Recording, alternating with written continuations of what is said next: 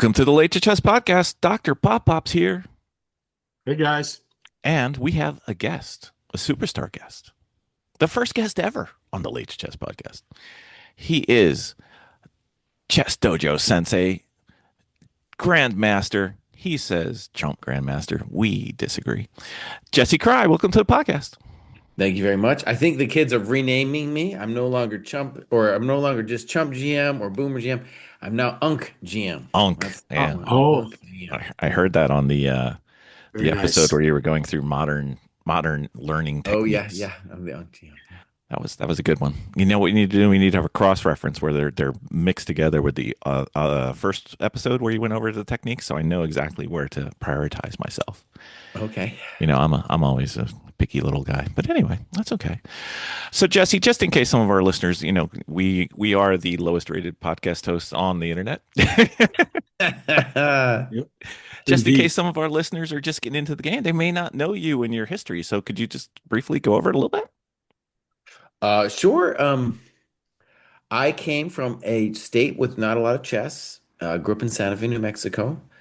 Um, I guess you could say I loved chess as a kid, but then I was discouraged from doing it. I got then a free ride to go to college Wow. to do chess, and then I got kind of obsessed with academics, and I ended up doing a PhD in Germany, and I did all that stuff.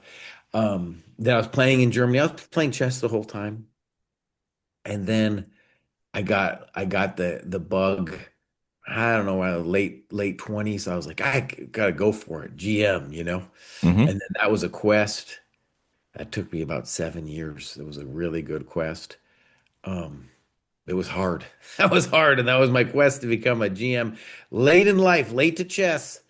Very rare to make GM late. And anyway, so that was my quest to make GM. And then pandemic times, Queen's Gambit generation times, we started the dojo, and I've been doing that now for several years.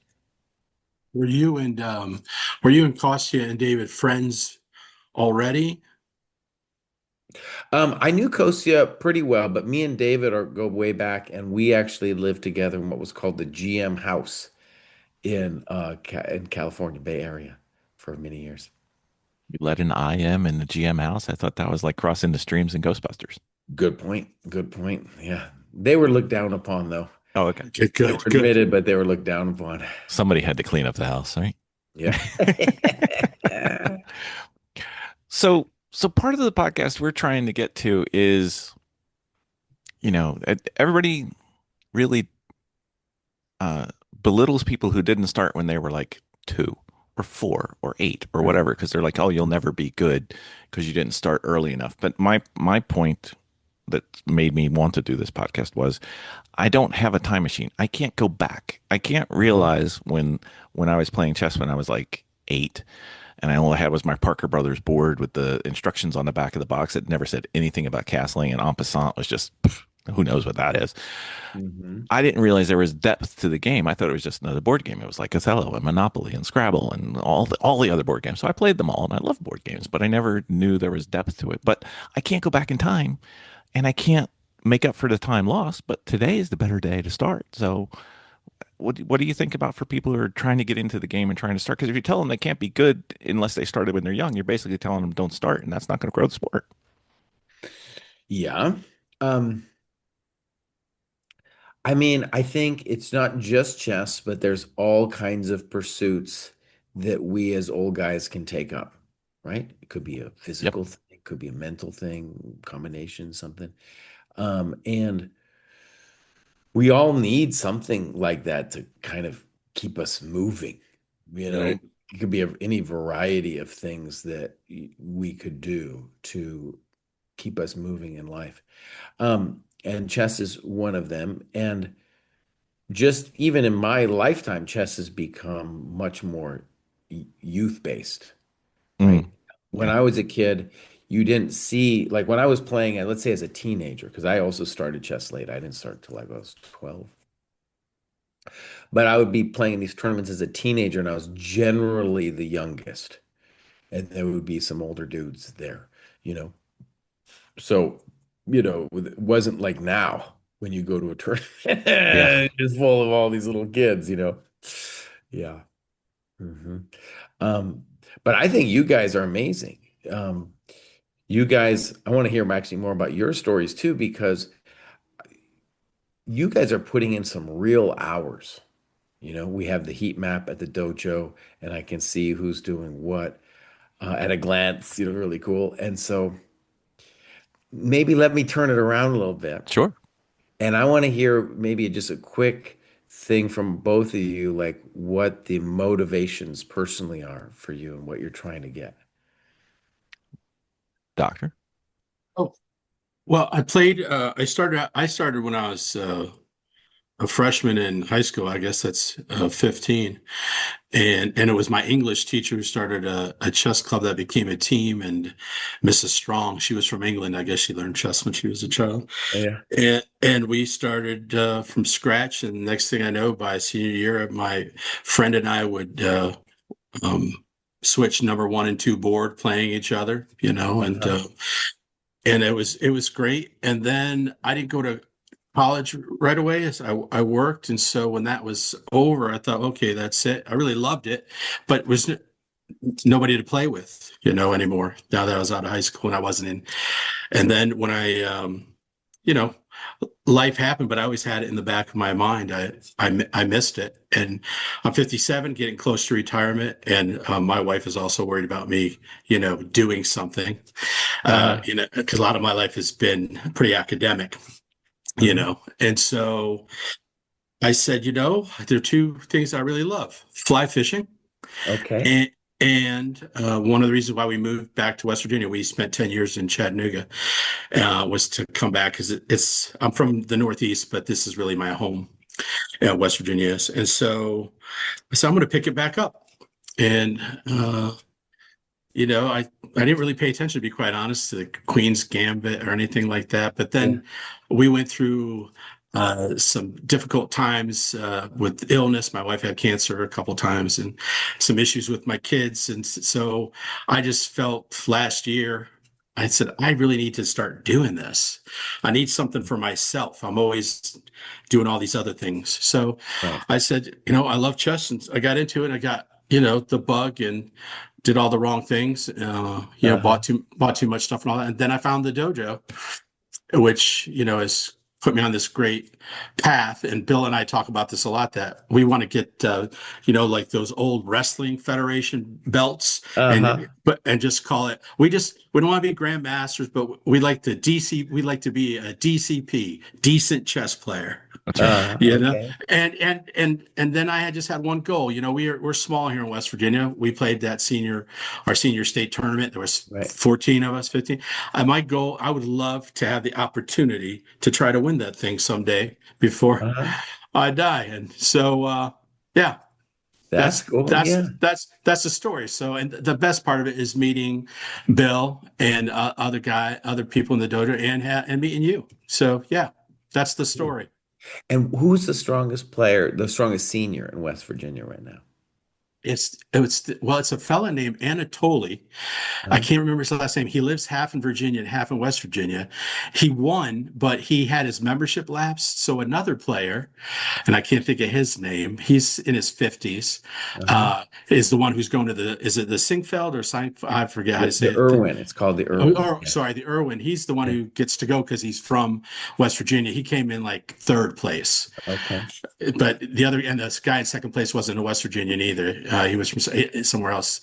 But So yeah, what's the guy's rating? Who's going? Who's third place? he's 16 something, right? Oh, okay. Bill, Yeah, Okay. 16, Yeah. 16, 7. 16 something. I'm looking it Yeah. up right now. And the guys who've been winning it, they're really getting older. They've been between 17 and 1900. And hmm the Anatoly fella, he's 19 something. 1862. Yeah, I just Right. pulled it up. 1862. Well, he Okay. lost. He lost. It's interesting. The guy that we went to had a Mountaineer Open a couple weeks ago, and the fellow who's going to the Irwin, who came in third, actually beat Anatoly this time, Okay. in the Open. So yeah, Okay, cool. yeah. So Yeah, that's the deal. That's the story. So Oh, thank you for that. That was a good story time. Yeah. yeah, looks like there's like four people, 1800, one yeah. 19, and one 2000. for Yeah. West Virginia this year, at least. So, so I was born very young. That's for very young. So, like I said, we used to play board games. My family played board games. I'm overly competitive at everything. It really doesn't matter.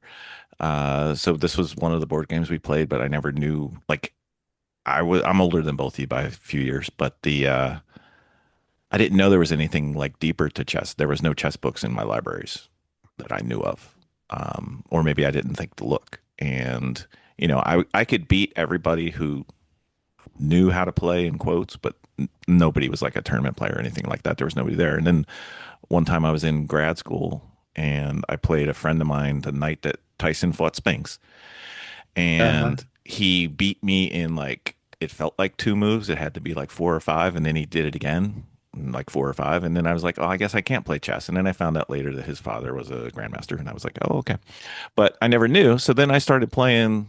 I think it was September of 2024.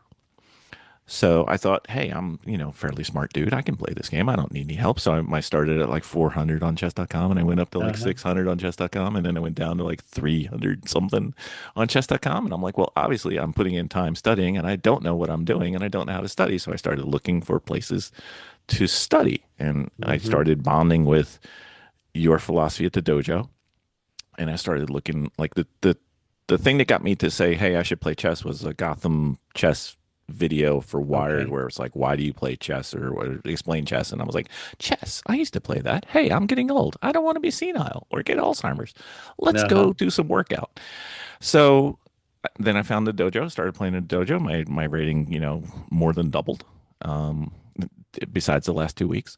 And between the dojo and a couple of YouTube places that I watch, but I've learned that I have to watch them with a notebook for it to actually matter. I still don't count that in my dojo work. That's separate. Uh-huh. And my beautiful bride always says, when I find a hobby that I like, I get all into it. And I'm kind of all in on chess, and I'm just looking to get to be whatever I can be. And I don't have a firm Hmm. number. I have we've got a stupid series called the Most Excellent Adventure Road to 1500 or more with a question mark, and that's kind of we're doing that on the podcast. But I think I could be better than that, but I don't know, and I don't really care. I'm more the process guy, like an engineer Uh-huh. by background. So I'm more worried about what I do, how much of it I do, how well I do it, and the elo comes out in the end. I can't make my elo double. Like, I mean, I can hit the calculator button and boom, boom, boom, double. But that, the elo is kind of an output. I can't control the output. I can only control my inputs. So that's me in a nutshell. Okay, cool. That was a good story. Yeah. So many students we meet and they're really fun and interesting. I learn a little bit about them, but usually I don't get a full story. Yeah, That yeah. was nice. No, it's fun. We have a good time, and the dojo's helped both of us. I think more than I thought it could. Uh-huh. Yeah. So I think I'm improving again, not the past 2 weeks. I'm improving faster than I thought I could. I'm farther than I thought I would be. And Hmm. I think I am better than my rating, but I have a couple holes. And one of them Yeah. and one of them you don't know. That's a surprise for later. Okay. But Okay. I think, the doctor, when we first started playing, I think I had him by a little bit. And then criticized his game a couple ways, and then he started becoming a little more aggressive and a little more of a coconut napper. Uh-huh. And now he's routinely just beating my head against the rock, and that just can't stand, Jassy. It's got to change, and I will make it change, but Okay. in friendly ways. So that's kind of where we're at. Oh, that's great. That's great. So so when you were learning chess and getting good at chess, and then grandmaster implies mastering chess, which I don't think anybody ever masters chess, but the level of understanding.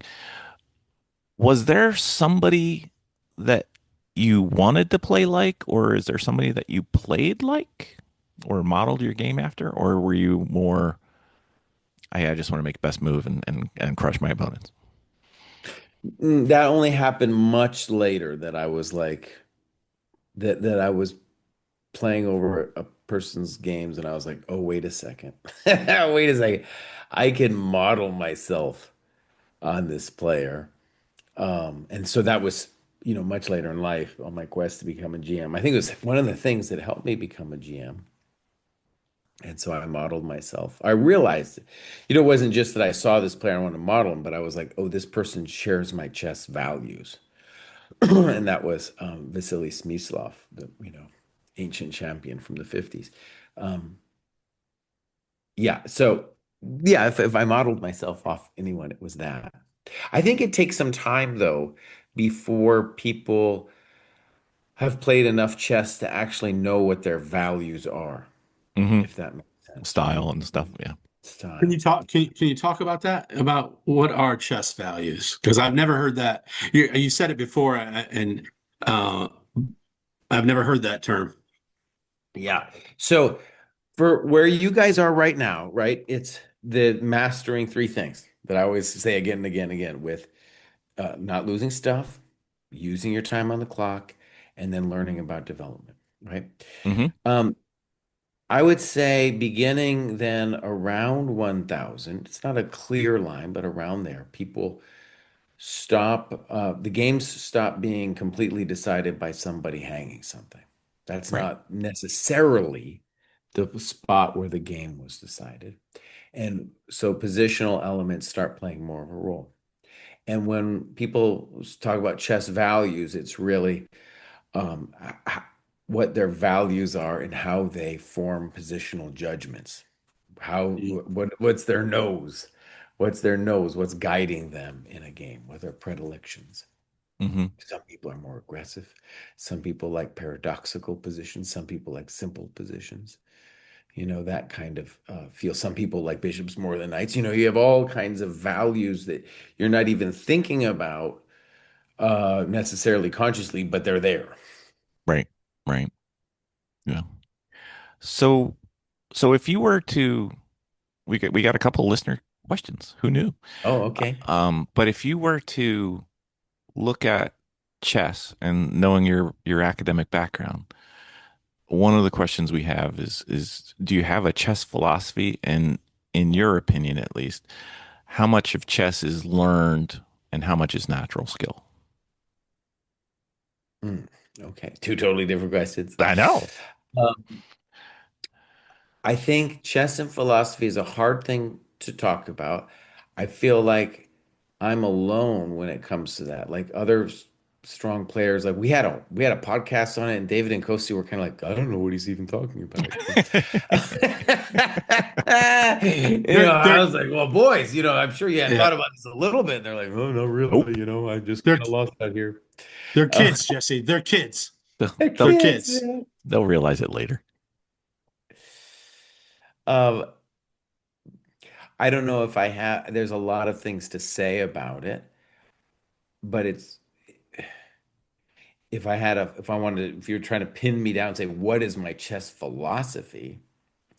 I would say something like, I like the idea of conceiving of chess as a three-dimensional game with material being one dimension, time, tempo being another dimension, and quality of position being a third. Hmm. So stuff like structure or king safety, that kind of thing. Yeah. Okay. Yeah. Activity. Yeah. What, can you what about creativity in chess?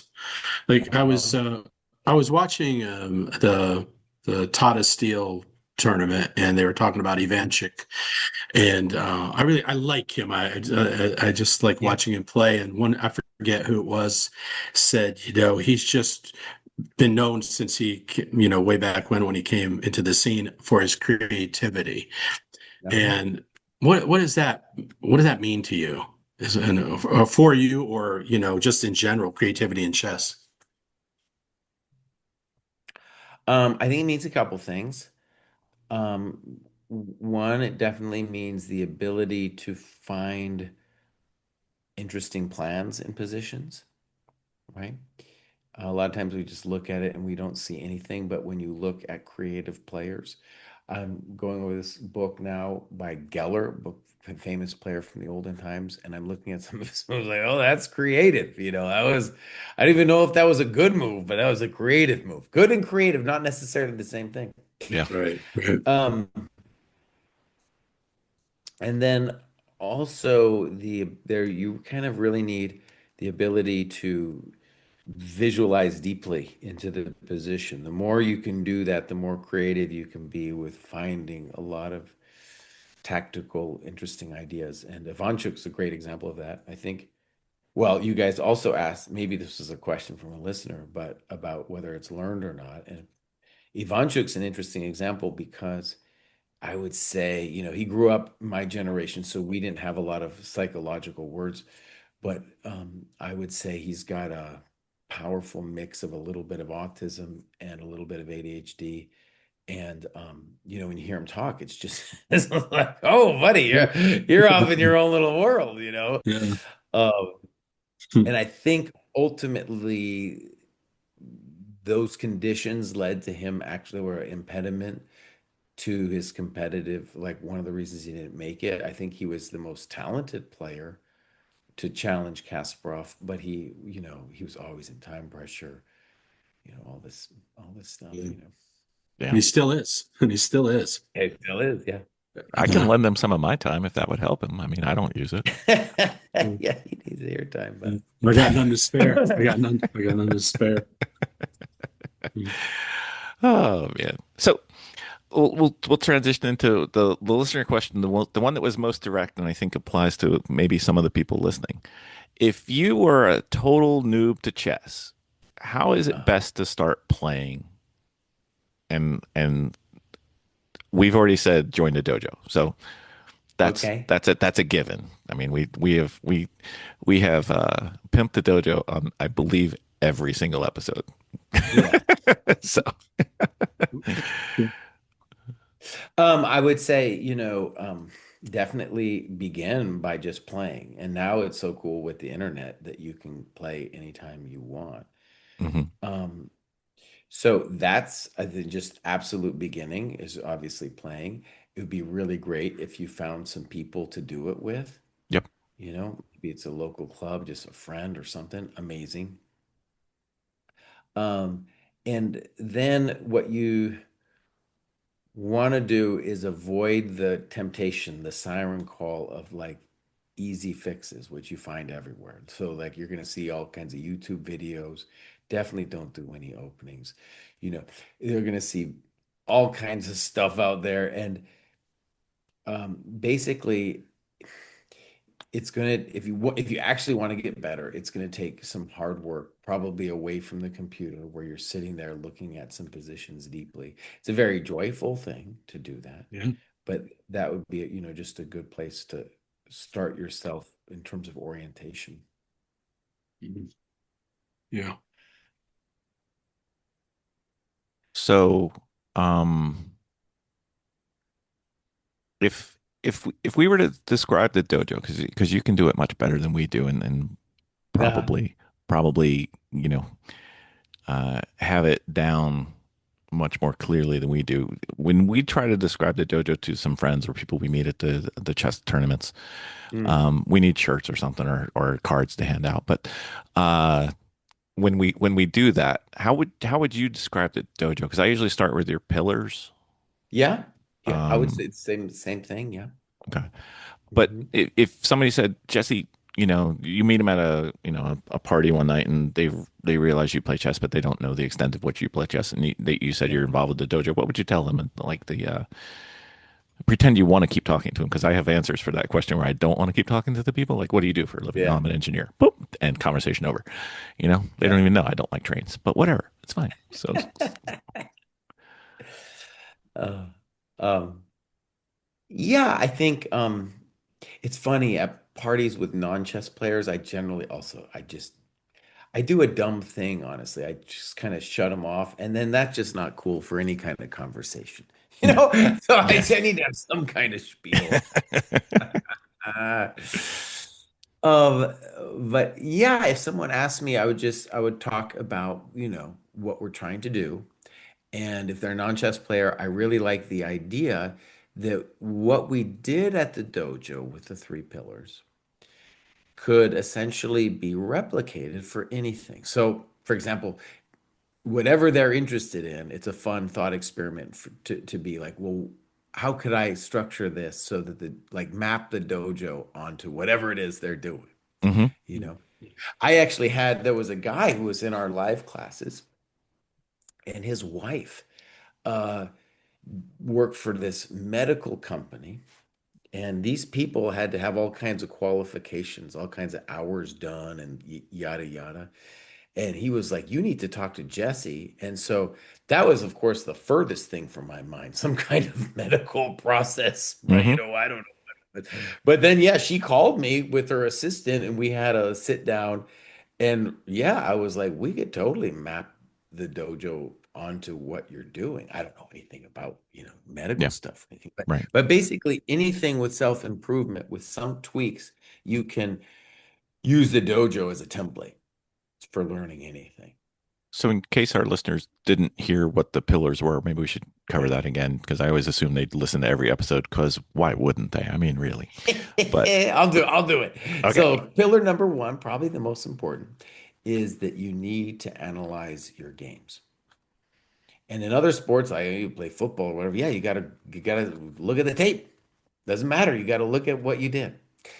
And then number two is the principle of plus minus equal, that you have to have something to follow, somebody to follow. Also, when I say something, like the program itself is in a lot of ways like a plus, right? Something Hmm. you can trust. You don't necessarily argue with it.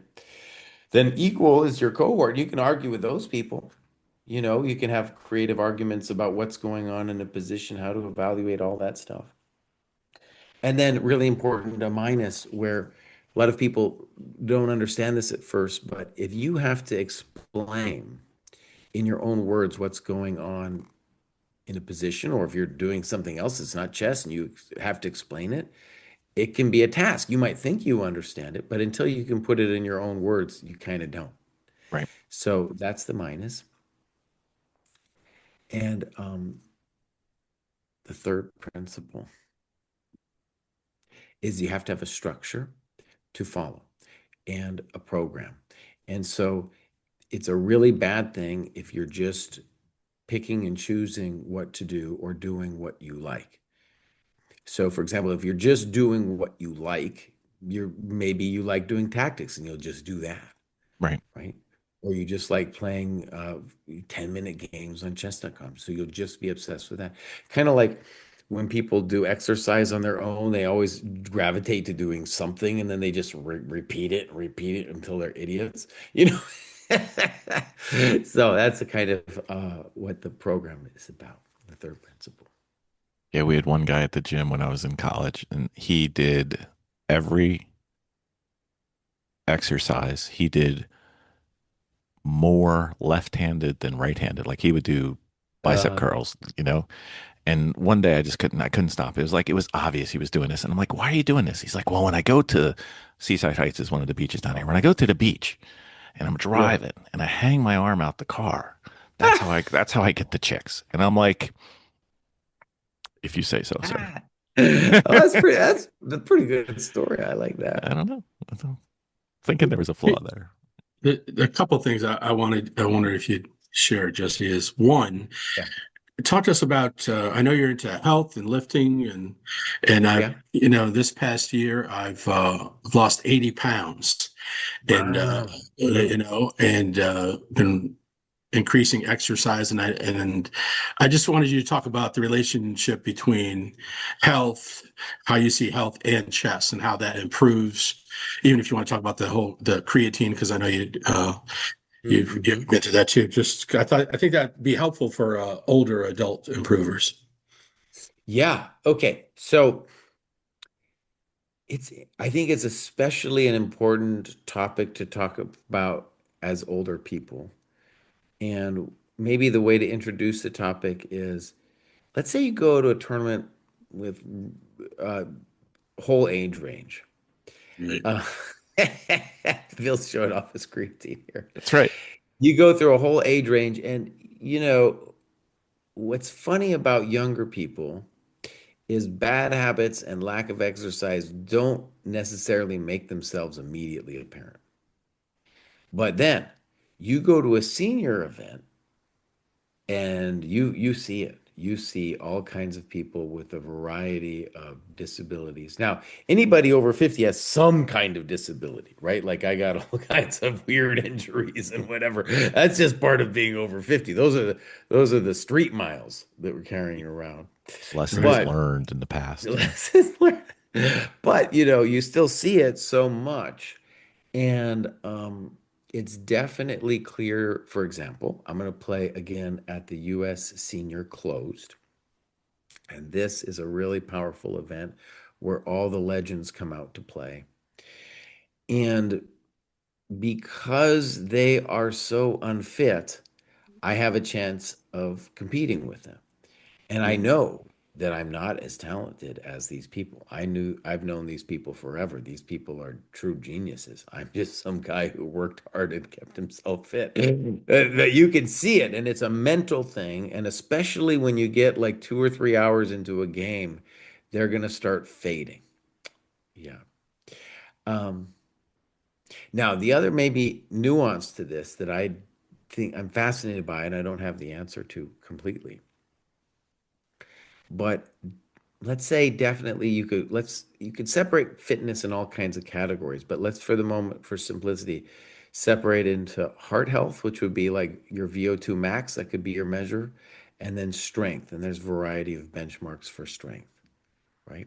If you just think about basic, let's say, powerlifting Hmm. movements of bench press and squat, deadlift, pull up. Um, Two different things. And I think for if you're under 50, maybe it doesn't matter too much to differentiate those things.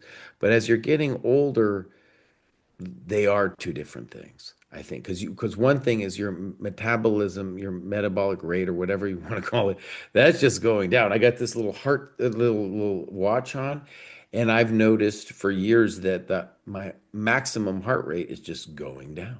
There's nothing. It doesn't matter how much exercise or how fit I am; it's just going down. And so the amount of activity I can do, it just becomes less and less. And if I treat myself badly, then it's going to just escalate completely. That's the hard thing about being over 50. Like your mistakes, you get punished way more for your mistakes than the fitness situation. And Recovery is measured in weeks and months, right? that's right. Yeah. Now, here's the interesting thing about strength. Strength, in contrast, I don't think falls off nearly as sharply as the VO2 max, the heart stuff. And the other thing that I don't know the answer to, but I think is really fascinating. So I do the graduate show every Wednesday, and there we have a club there. We have all these clubs on the dojo, right? And this one's called somebody created it. It's called Lifting Heavy Things. It's only got like 50 some members. But I promise you, of all, like I usually, when somebody graduates, I often go and look at what clubs that they're in. Oftentimes, just because the clubs they're in will tell me something about the person. But this club is so overrepresented in terms of who's graduating, right? Hmm. There's so many clubs, but that club, I'm like, oh, and here's another one from Lifting Heavy Things. And so, anyways, with lifting heavy, I don't know what the quite the answer is, but there's some kind of relationship to the strength you build up in your bones. It's related to your mental health, also definitely your confidence, your posture, all kinds of things like that. Anyways, I want to leave that a little bit as a question mark, but I just feel like that is very important for us older people, and not just dudes, for women as well. Sure. Yeah, Sure. you mentioned that. I was surprised that it probably is at a faster, well, not faster. I don't know if that's proper. It's at a higher rate than even the heat map heroes. Because I would have thought, Oh yeah, give heat me a map heroes. choice. You think I those would have been guys like would be heat on map point? heroes. Right, That's right. got to be, the number one. And when you mentioned that it wasn't, I was surprised. So time for me to go back to the gym. Way past time for me to go back to the gym, but that's okay. And can I get one more in? It's your podcast, dude. I'm just the color commentator.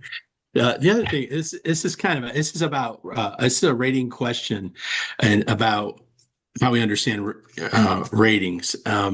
So when I grew up, and learned about chess, there was no online stuff, right? So there was no online rating. There was no online. There was no online, right? I know. Yeah, I didn't even have a computer. So, anyways, we played this tournament, Bill and I, the Mountaineer Open, and um, there's a lot of people that were unrated. And so, I'm playing my first game matches against this fellow who's unrated. And I've only played one tournament. I'm 718. So that's my USCF rating.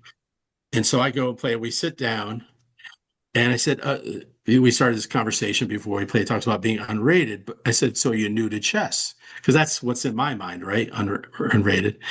And he says, no, I've been playing, I've been playing online, and my chess.com rating is 1650.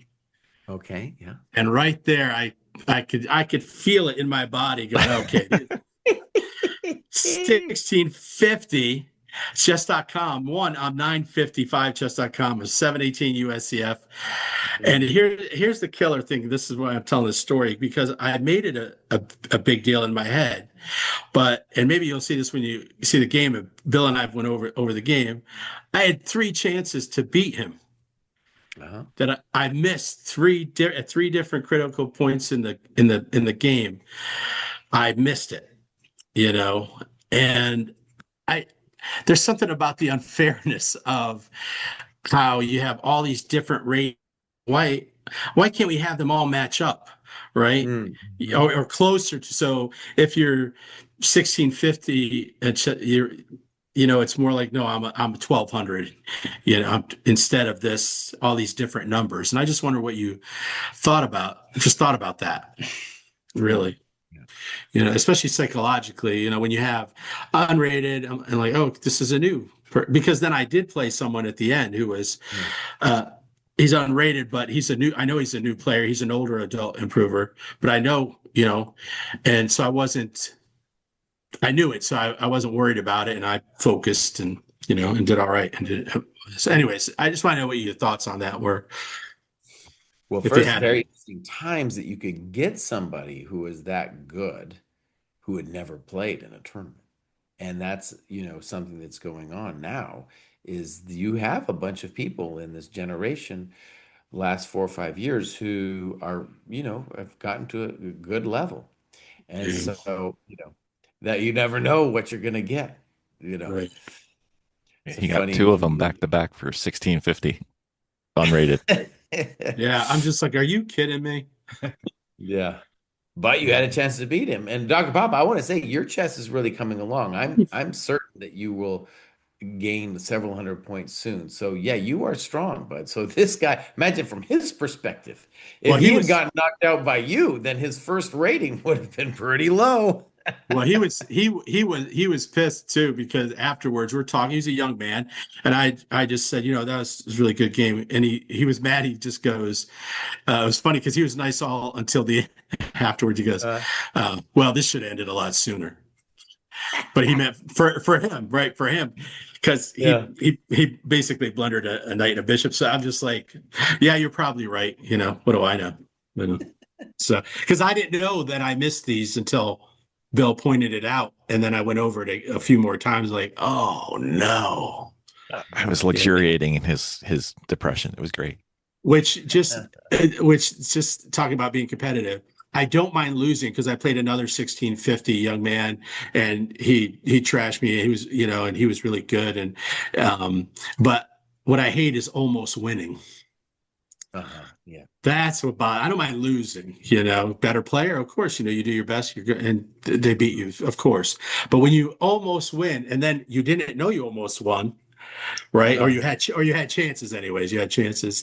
That's killer for me. But anyways, okay. I just wanted to ask what you thought about why we can't have ratings that just are universal. Well, so let's say that First, there's a big difference with OTB and online. And one of the big issues is with online, you're not able to concentrate in the same way that you are when you're not around the computer. So Yeah. already that's a big difference. And a lot of times these players who got up to 1600 come to an OTB and then they don't do as well, get wiped out by some dude, some old guy rated 700, you know, and they're like, what happened? And they complain in their head. A lot of times they'll say things like, oh, it was the three-dimensionalness that screwed me up. And while maybe that's kind of true, it's just that they're not used to thinking for that long and their brains aren't, don't have that muscle yet. So, anyways, it has to be in some way a different kind of rating system. But it's certainly becoming more and more true that since so many more players have an online rating than a OTB rating, that's becoming more and more like a currency. So, for example, if you meet somebody on the street and they say, I'm 1600, what's the default guess as to what that rating means? Probably like a chess.com rating, Probably, yeah. right? Not a Which I guess I wish it like in the turn, I wish that would be like, okay, you like when you see the game where I put like next to our names, I put unrated USCF, but then I put 1650.com, and I guess I wish that was, I don't know, maybe I don't wish, but it would have been nice if it was It, up there, says, unrated USCF, but is 1650.com on chess.com. I mean, I don't know, maybe not, but yeah. yeah. well, it affects how your rating is going to get calculated too, because if you were to beat him, you wouldn't get very much for it, I don't think, because he's Right. technically unrated. Meanwhile, you're playing somebody who's 700 rating points above you in equal playing field. So Mm. that would have been a big win with no points. Yeah. Which is okay. Yeah, I don't care. It's I okay. can't control All Elo. right. Elo does its Yeah. own thing. I know. All So right. whatever. There, that was my question. He's an anti-Elo kind of guy, Jesse. I just want you to know. It's Can I just, ask you guys, can I ask you yeah, guys a question? Sure. yeah. It's your podcast, Jesse. Come on in. Okay, let me ask you guys a question. So we've been doing these. Well, by the way, actually, people are just listening. I want to say that these two guys, Bill and Dr. Pop, we were working together for a while before this whole new dojo thing started with the game and review and the lecture classes. And their group is more than just these two guys, but that group was so cool that I was like, oh, these people are working together so well. When we thought about plus minus equal, this was exactly what we were thinking about with the group. And so that was a lot of the inspiration for us to do it. And I had to sell the rest of the dojo on it, because we have so many projects in the dojo and, not that enough resources. So anyways, we got this thing done. I thought it worked great the first month. I was a little worried we'd have technical grief and stuff. Seems fine mostly. Okay, but here's my question. So we have these lecture classes, and obviously we need to make some kind of class for the under 1,000 group.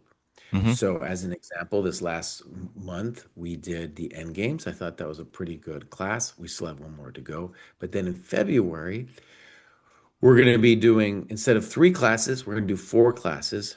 But here's the catch. Uh, I have some ideas for the under 1,000 class, but I wanted to run it by you guys of what you think would be a good class for the under 1,000 group. Do you want to go first, Doctor? No, you go ahead. I'm going to No. think about it for a second. He always makes the guy who thinks too fast. Just because I race cars, man. But persecution on this podcast, it's rampant. Well, the first two things that came to mind were development. Okay. Just sitting there showing the pluses and the minuses. Because Mhm. if you just say, because we have an episode back somewhere, I called it the magic of development, because it's kind of like free chess power. Like it's almost a superpower Yeah. because it just multiplies itself. But conversely, if you don't develop, you might not necessarily see the pain, but you feel the pain. Like, Uh-huh. it's it's like a magic that just happens when you do it, but when you don't realize that that's why you just got pummeled. And Doctor had a game recently where he didn't develop his bishop, and it just plagued him Mm. for the entire game. And he eventually, I think he lost that game if I remember right. But Mhm. development is one of those somewhat ethereal concepts of chess. It's like, what do you mean develop? If I just, as long as I just move it off the back rank, is that develop? Or, does it need to be able to see a lot of squares? Or, and it takes a while, at least I think it did for me. I don't know about for Doctor. It takes a while for you to really understand and feel development. Okay. The other one that I think would be of use is um, augmenting the current course, which is calculation.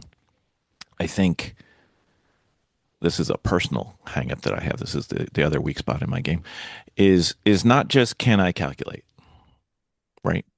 It's, Mhm. I know how well I can calculate. I know you can calculate much better than either one of us can, Jesse. Just you can. And we're working on it. We're a work in progress. But when to calculate? What is calculation? Like not how, but what? Because Mhm. I get Mhm. stuck and I did the calculation last week.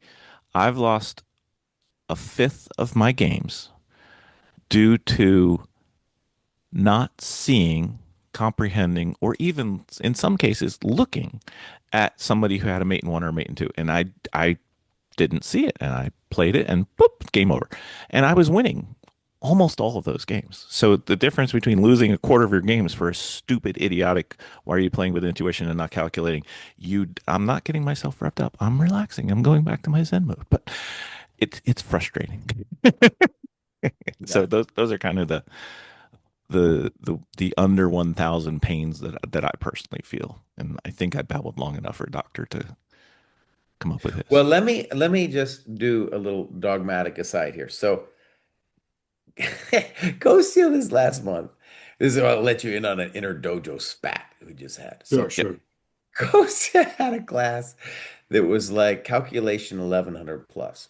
Yep. Okay. Right. So I had an idea for the under 1000 I wanted to call getting a grip. So it'd be about board vision. Sure. And then he was like, buddy, no, call it calculation under 1000.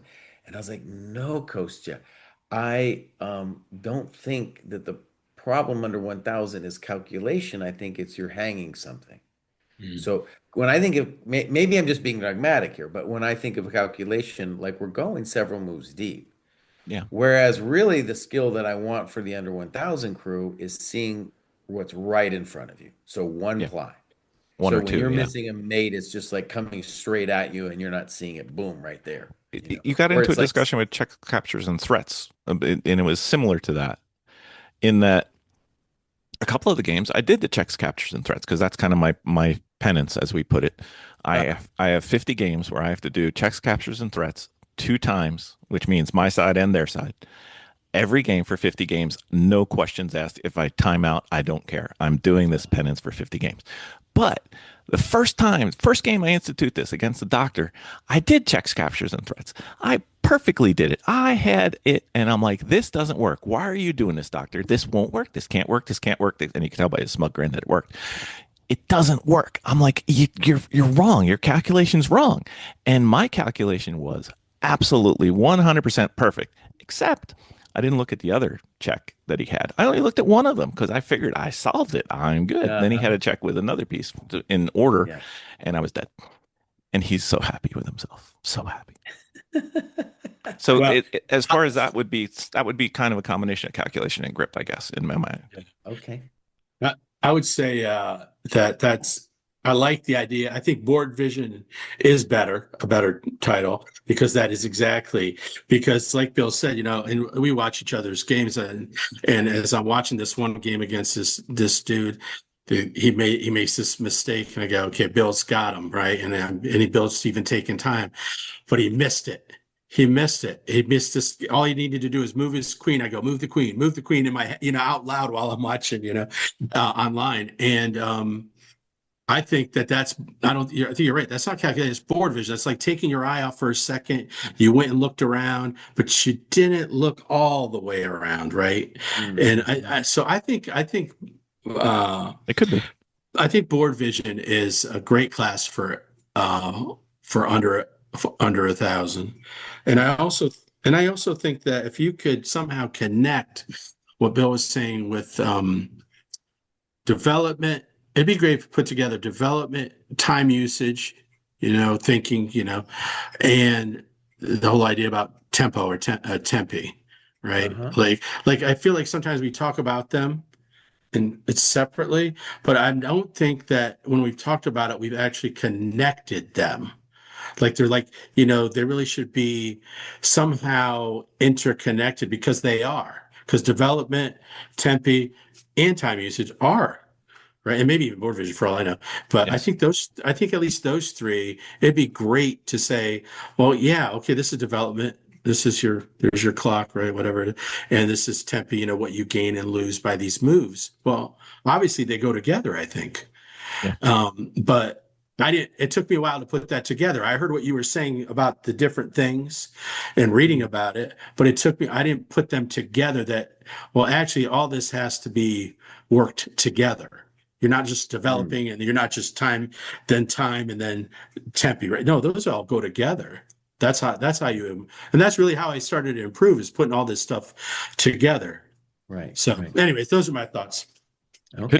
Could just be a chess 101, Jesse, and then you can kind of blend it. Yeah, maybe. Yeah, okay. Maybe. Well, here's the thing. So once you pass 1,000, right, then there's a lot more topics to actually cover because there's just so much strategical Hmm. concepts then you need to start working on. Sure. And that's just endless. But I think for the under 1,000, I definitely want Yeah. to, it would be nice anyway to have certain topics. We're like, okay, this is exactly what we're going to do. If I say chess 101, that's great. Yeah, yeah, But I'm not saying what exactly we're doing, yeah. you know, I which mean, I think. I think you're addressing the big lack that I Yeah. see in the marketplace in that maybe it's 1,000, maybe it's 1,200, maybe it's 1,500. It's somewhere in there. Everybody Hmm. below that, like if you look at the ridiculous amount of books that I've bought, Yeah. ridiculous amount of books that I bought before I did the JoJo. And by ridiculous, I mean all caps, all the way Yeah. across. Right. Right. Almost all of them aren't at a level that I can get anything out of. Do you know how Right. many Agard Yeah. books I have? Oh no. Oh Do no. you know how many years it'll be, decades even, before I can even like crack one of those? But I got them. I am in You because have I more listen. than one. I have You have like more than one seven. website. Seven. Yeah. Oh no. Look at I my listen to books. I Look at my listen books. I listen to Look at my Ben books, Johnson Jesse. podcast. You know what my name for Ben Johnson's podcast is? The most expensive podcast in the world because every time he comes on, he's like, "Oh, Yeah. look at this book. How about this book? What book do you guys think is great?" And I'm like, "Yeah, Uh, that's the one I need." So I stopped listening to it, not because I don't love it, just because I can't afford it because Amazon is uh, That's just right. going cha-ching every time I turn that thing on. Yeah. yeah. It's either books or the dojo. We're Yeah, choosing the I'm doing dojo. the dojo. It's so much cheaper than my Amazon bill. But even of course, if instead chess 101, it could be something as simple as development time and board vision or something, Yeah, to Yeah, yeah, three yeah. make it, people are good at threes, yeah. so something that you can do and that work, kind of thing that people, oh, okay, yeah. Uh, yeah. I do think that the interrelationship is when chess kind of clicked Yeah. because Hmm. I used to think of the things as like these little I need this skill and this skill and this skill and this skill and this skill. But then when I realized you need them all because if you have a hole, Hmm. you just Hmm. keep poking yourself in the eye.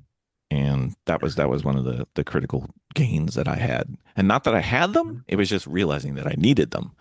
And like Right. it's kind of like when you were talking before about going to the gym. Who people are really good at bench press, the big chest guys with the short arms. Amazingly enough, chest day never gets skipped. They always do chest day. Boom, I'm banging on the bench. But do they ever do legs? Or more specifically, how many people go to the gym and do calves or forearms? Go ahead, tell me. None. Almost none. Mhm. So, yeah, Okay. I don't know. Yeah. That's That's good. That's our uneducated, horrible chess opinion. Horrible chess Yeah. Well, player where, opinion. It's a good but opinion. where, It's a horrible chess player. here's something that I want to say about the dojo that Uh-huh. might be helpful. And I'm not talking about us because we plug Right. it and plug you all the time. But I think it'd be great if you could somehow, along with, you have this great website, but it'd be great if you had some sort of testimonial Uh-huh. video of people who started with you at whatever level, it doesn't matter, Uh-huh. and how they improved and what they think about the classes, what they think about the senseis, what they think about the cohort. That's what's really gonna, you know, kind of get the word. It's always by people, no matter what you advertise. It's by word of mouth that does the best. So I think if you could get some at different levels, uh, dojo members, and then whether it's in a brochure or in a video, and then at different chess clubs, all sorts of things, to get the word out. Because sometimes I'll talk about the dojo and I get this really like, what are you talking Oh, about? what do you What mean? are you talking about? And every once Yeah. in a while, there'll be somebody, oh, yeah, I'm on the dojo. I'm in the dojo too. Oh, but I think it would be, I talked it up with the unrated young the old fella, the older guy, Yeah, Richard. Yeah. he's I coming. said, I said, Rich, you need to think about this. I think it'll be good for you. He's eager and he's like us, older, and he's nearing retirement. And so I Yeah. said, it's a great way to grow your chest and meet people. But I just wanted to share that with you, that I think that if you could get some sort of regular people and some kind of professional promotion, it'd be good for the dojo. Oh yeah. And anybody, you guys included, you want to do a short little vid, talk about the dojo? Done. Oh Yeah, man, send it whatever. in. And yeah, we have we need developer help is what we need, but we do have some good video editors that would turn that thing into something, a little gem, and we Yeah. could send that out. All Sure. right, you'll have it this week. All right, great. With the way the snow's coming down, you might have it tonight. Yeah. Yeah. I got nothing else to do. So Okay. do we have anything else for Yeah, we the do. I got a couple more. I don't know how much time Jesse wanted to play because I'm in know we're keeping him from shoveling snow, so it's going to be tough to keep him tied down. But how much Yeah. time do you have, Jesse? I should go soon just because the my I got family I Okay, got to deal with. sure, sure. I got two questions. One's a listener, and All one's right. just been bothering me for the time, and I just want your opinion on it. One is the listener asks the role of gambits in early chess development. Mm. I think actually, okay, we were talking about chess values before, and one of the things is a lot of young players, beginning players, are encouraged to play gambits. And the advantage of this is it's more tactical, it's more direct and attacking. And so if they're lacking in strategical understanding, that element of their play gets disguised for a while, or they gets masked, that deficiency. Hmm. Mm. Now, I think this is definitely only helpful for people over 1200. Like you shouldn't be learning openings anyway until you're over 1200. But it is a good way into chess to start with gambits, I think, but it's not the only Oh, way. Okay. Yeah. nice. All right. So Mm. here's my I'm into movies. I'm into comic books, so I'm going to do my inner world where anyway. So, if all the players were at the peak of their powers today, Yeah. but they grew up now. Okay. So, like if you say Casablanca's peak was at 32. So he was born 32 years ago. So he gets all the benefits of modern training and all the resources and the computers and stockfish and Mhm. whatever. Who wins the tournament and who's on the podium with them? It's gonna be, first of all, it's gonna be either Fischer, Kasparov, or Carlsen. Hard So you still call. think even though they grew up with different technologies and different, you think those are still the three? Yeah, and if you wanted to really push it with environments, like Fisher had the hardest time in terms of not having the same resources that the other two had. Hmm. Okay, Yeah. so those would So those would still maybe be the Fisher three. could go with there. Yeah.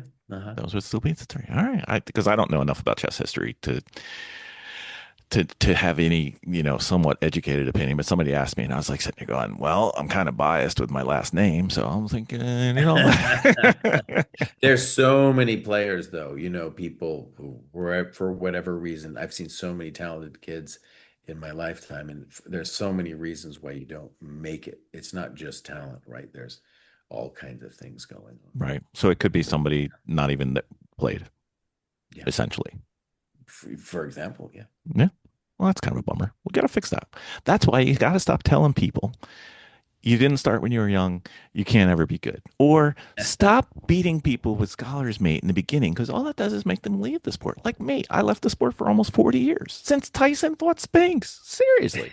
Some people don't even know who Tyson is. But anyway, Jesse, thank you. We love the dojo. We talk about the dojo all the time. People are probably Great. sick of it. Dojo Live is tremendous. It's helped us a bunch. I think it's helped us more than it's reflected in how much it's helped us. And working with the group and working with you, uh, it it it's more than I thought it would be.